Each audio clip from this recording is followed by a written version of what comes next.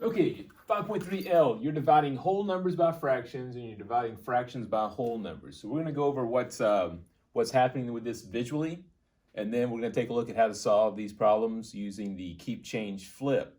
When you see a problem like this, especially if you see a problem with a fraction, any fraction on both sides, or at least a fraction in one of the problems, and you see a division sign, then you think keep, change, flip all the time. That's the first thing that pops into your head.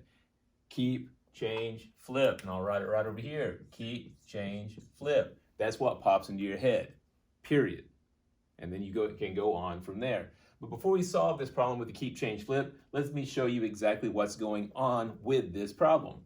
So we start off with 9. Those are 9 WHOLES's. So 9 holes. I don't care what it is. It's 9 holes of something. 9 kids, 9 cars, 9 houses, 9 pizzas. I don't care what it is. 9 things. And we're going to divide those 9 things by 2/4. So the first thing you can do, and once again, if you can draw a problem, you can solve a problem. If you can't draw a problem, chances are you can't solve the problem because you really don't know what's going on. So it's always good to be able to create a visual. Again, I promise you, you can create a visual, you can solve a math problem. So I've got 9 things. 1, 2, 3, 4, 5, 6, 7, 8, 9. Hopefully everybody can understand that those are 9 things. I'm going to divide those 9 things into 2/4. Now this is my denominator says how many pieces I cut it into. 2 is how many pieces I have, or how many shaded pieces. So 1, 2, 2, 2, 2, 2, 2, 2, 2, 2. My 9 things have now been cut into fourths because my denominator says how many pieces to cut them into. Now I will shade each one of those things by the 2. So 1 representing 2/4 in all of the 9 holes. Hopefully everyone can see that. So I'm going to go right back again. I started with a 9. I drew 9 things, not too complicated. Whatever this number is, that's what you draw. We're going to divide that by 2/4. I therefore took each one of the WHOLES's, divided into 4 because that's what my denominator tells me to do. Did not divide it into 4. I shaded 2 because I have 2 of those 4. Now math comes down to one thing, and that's counting. If you can count, you can do math. If you can't count, you can't do math.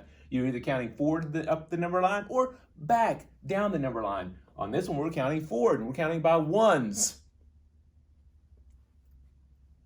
1, 2, 3, 4, 5, 6, 7, 8, 9, 10, 11, 12, 13, 14, 15, 16, 17, 18. I counted 18 shaded pieces of the 9 holes. So I'm going to put 18 right here because 18 is my answer to this problem.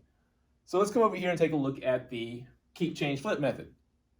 When you see a problem like this, again, visualize it if you can. If you can't, see the division, think keep, change, flip. KCF. So I'm going to take this 9 and make it look like a fraction by turning it into an improper fraction. Any number can be placed over 1 to be turned into an improper fraction, because if I took this and divided it 9, 1, 9, 9, it turns back into 9. So you just put the whole number over 1, division 2, 4. So 9 ones, 9 over 1 divided by 2/4. I can't do this, so I have to keep that one the same, change the sign to multiplication, and flip the final fraction. And that's actually called taking the reciprocal of the last fraction. Now I can solve this. 9 times 4 is 36. 2 times 1 is 2. That's an improper fraction. We can take an improper fraction, turn it into a mixed number. And a mixed number does not always have to have a fraction with it, just like in this case it won't.